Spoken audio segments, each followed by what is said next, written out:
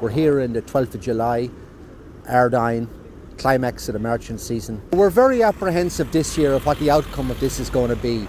The Orange Order have been asked or requested by the Parades Commission to be back by 4 p.m. So far, we've heard nothing from the order. The residents' march is set to go at 5:30. It'll be going from Ardoyne Avenue down the Crumlin Road, and if the Orange March is not back by then, there would be concerns.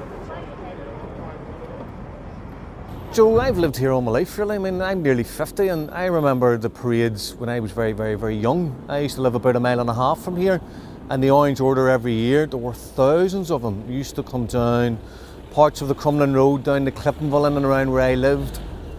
They used to have the police and the security forces used to have the roads sealed off for hours and hours and hours before.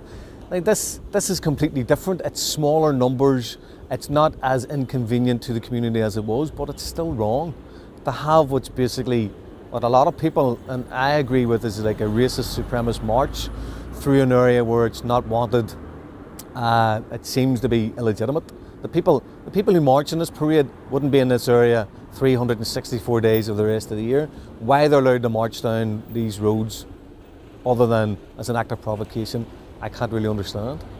Well, basically it's the annual 12th of July period where the Orange Men march in the morning in the outgoing parade, and then the return parade in the afternoon, where they march through the mainly nationalist Ardoyne area, and generally residents are penned in and stopped from coming out to basically voice their dissatisfaction. There is a parade at the top done by Crumlin Ardoyne Residents Association that are protesting at the top of the road.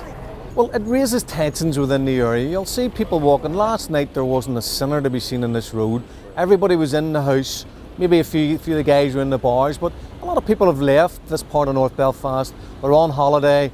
I mean, it's not called the silly season or the mad seasons for nothing. People are concerned about violence. They're concerned about the state through the police enforcing the Parades Commission and its determination, and also the determination of the Orange Orders to march in these areas. So people are worried that later on after this parade that there'll be violence. And why people say it's a 5 or 10 minute walk, it has a lasting effect, because any of the young men in this area, anywhere between 14 and 20, who get caught up in any violence at all, the police will move heaven and earth to convict them.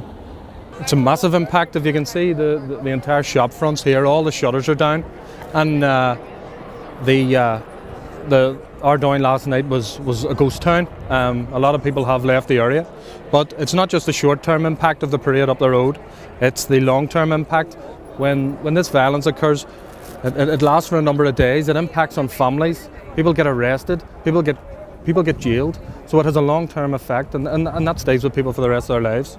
The return parade is that one band and one combined lodge will march up from over to our right, up past the shop fronts and on up on their way up to their lodge. Here we are at the top of Brompton Park. On my right you can see the police lines. Further on you can see the local residents. And on to the left over here you'll see the Crumlin Road. This is where the march will be coming down. At the moment the police have the community hemmed in to their local area. The march is due up in roughly 20 minutes. People are in a state of flux. We don't know what's going to go on. But we're hopeful. I'm standing here at the top of Crumlin Road. The Orange March is on its way down. You can hear the crowds, people cheering. Local residents are hemmed into their communities. We don't know what's going to happen. We're just following the march up along.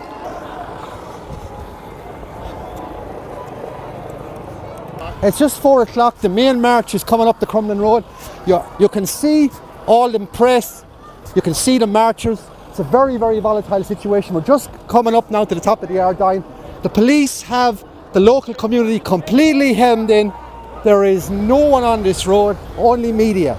The main march is just past the mainly Catholic shops area. It's now going on up to the last leg of the march, which will take them up to the supporters at the very top of the Crumlin Road.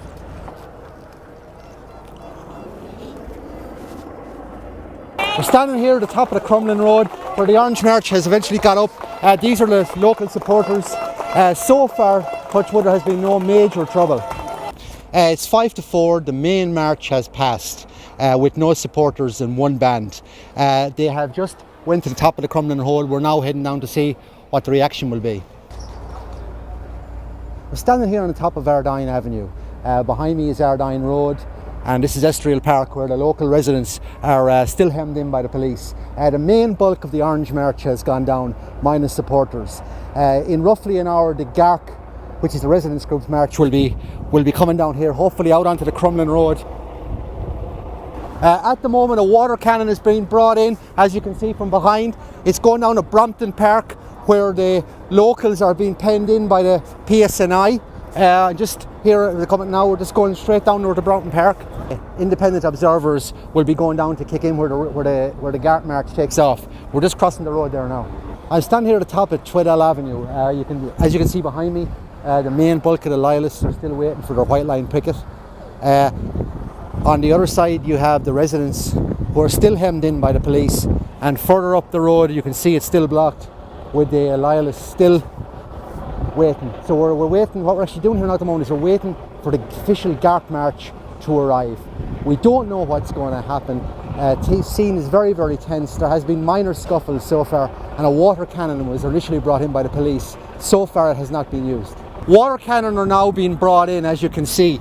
They're facing down Brompton Park, where the nationalist residents are being kept in. There's some missiles being thrown. It's a very, very volatile situation, but we don't know what's going to happen.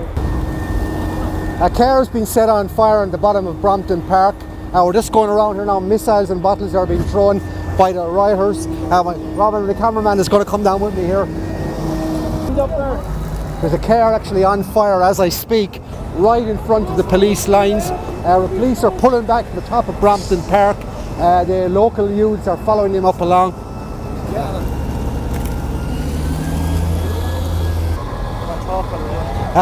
We're now approaching the police lines. As you can see, there's some sort of a thing going on. Some sort of a speech is being made by the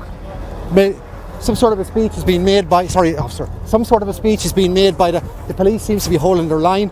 Police are lined straight across Brompton Park, as you can clearly see along here. The local residents are still hemmed in here. Dee, could you give us your assessment of what's happening here at the moment? Well, basically there was a residents' protest organised by CAR earlier in the evening. Now, I've been told by some of the residents who took part in that protest that as they were making their way down, they were charged by a crowd of loyalists assembled at the top of Tweddell and Woodvale, and they were attacked. There was very nearly hand-to-hand fighting. Then, rather than the PSNI protecting the residents that were involved in that protest, they've now come into Ardoyne, attacked more residents. They've made police lanes here. It's just totally doesn't help the situation whatsoever. They've brought a water cannon in, and young people have responded to that by engaging in violence. Now, we stated beforehand that we didn't want anyone engaging in violence. We've just made a public appeal. We've stood here and we've asked the young people that are involved in this violence to cease, because if they continue their violence, the PSNI, as we said would happen, are going to ban our parade, and the Parades Commission will have banned it by proxy. This is all a result of the loyal orders continually demanding to march up that road. We told them that if the loyal order went up that road, it would cause violence, and that it would make our chances of having our peaceful protest obsolete. And unfortunately, it seems like we're being proven correct. It's 25 to 6, and the residents' march, the GARC march, is now coming down Berwick Avenue. It'll take a right, and it'll go straight up Estoril, where the top of Estoril is blocked by police. They may or may not let them pass. We'll have to see.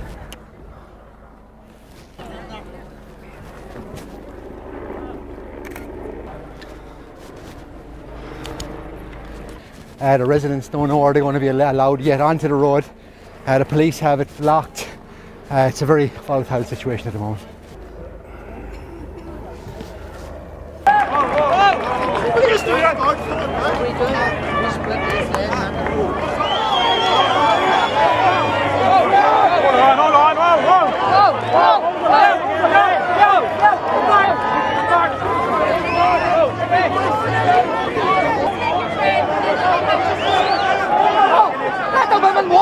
Let the women walk!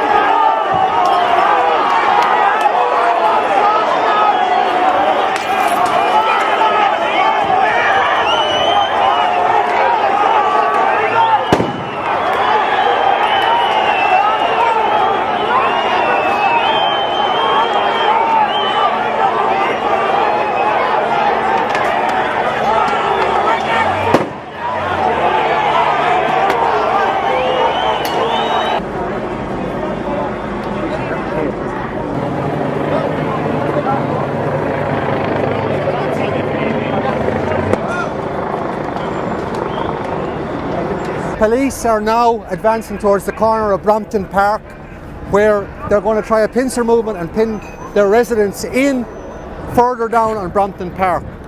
Okay. Robin. Come in.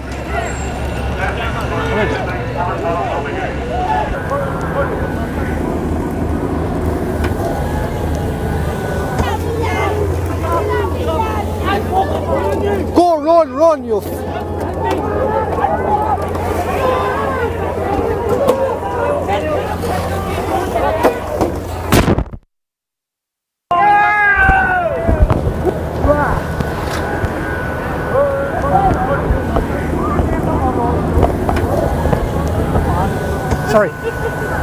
Sorry, John, want to get in?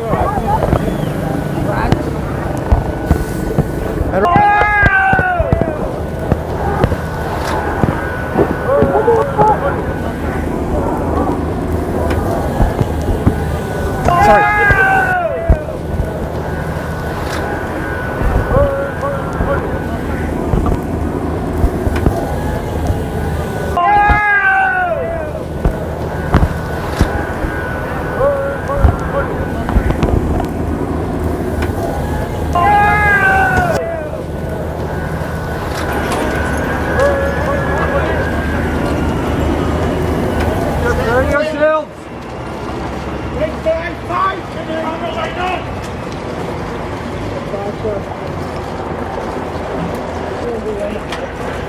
Take that man back, please! Move back a bit, please! Back on the line, please! Do the here! Keep it back! Move back, folks! Move back, please!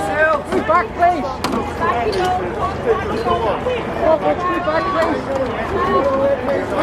please! Everything has to be quantified. If you compare war to peace, peace has to ultimately be better. People aren't going to jail, people aren't being assassinated, we don't have collusion between the police and the loyalists to the same extent that we had in the past, where people could be murdered just for simply walking through this area at night, sitting having a drink in a bar, civilians. So the dividend of peace is a lack of violence in society, but the potential that these marches have here in Ardoyne and Resharkin and Newry and Downpatrick and Crumlin and take your pick anywhere in the north to spark off the violence again can't be underestimated.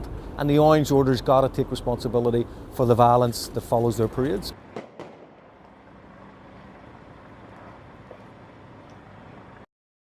Thousands of them used to come down parts of the Crumlin Road down to Cliftonville in and around where I lived. They used to have the police and the security forces used to have the roads sealed off for hours and hours and hours before. Like this is completely different. It's smaller numbers. It's not as inconvenient to the community as it was, but it's still wrong to have what's basically what a lot. It's the annual 12th of July period where the Orange Men march in the morning in the outgoing parade, and then the return parade in the afternoon, where they march through the mainly nationalist Ardoyne area. And generally residents are penned in and stopped from coming out to basically voice their dissatisfaction. There is a parade at the top. We're here in the 12th of July, Ardoyne, climax of the marching season. We're very apprehensive this year of what the outcome of this is going to be. The Orange Order have been asked or requested by the Parades Commission to be back by 4 p.m. So far, we've heard nothing from the order. The residents' march is set to go at 5:30. It'll be going from Ardoyne Avenue down the Crumlin Road, and if the Orange March is not back by then, there would be concerns. Joe, I've lived here all my life, really. I mean, I'm nearly 50, and I remember the parades when I was very, very, very young. I used to live about 1.5 miles from here, and the Orange Order every year. What people, and I agree with, is like a racist supremacist march through an area where it's not wanted. It seems to be illegitimate. The people who march in this parade wouldn't be in this area 364 days of the rest of the year. Why they're allowed to march down these roads, other than as an act of provocation, I can't really understand. Well, basically